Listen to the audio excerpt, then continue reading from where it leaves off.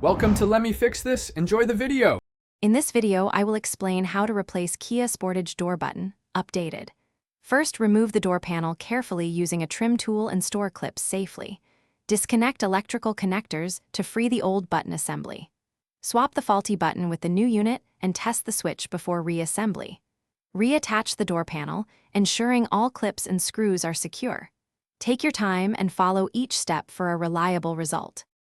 Next, we focus on step-by-step removal so you feel confident and calm.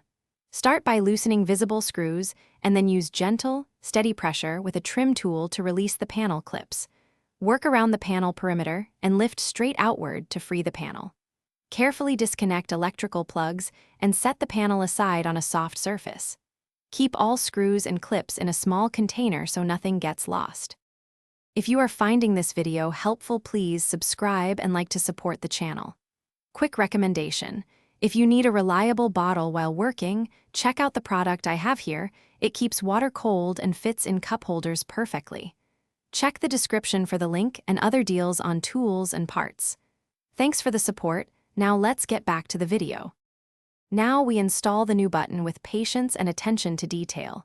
Connect the harness to the new switch and test its operation while the panel is detached.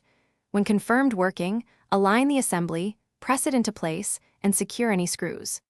Reconnect the door panel, making sure clips snap in cleanly and screws are tightened. Do a final function check on the window and lock controls before finishing up. Thanks for watching. If you found this helpful, don't forget to like and subscribe.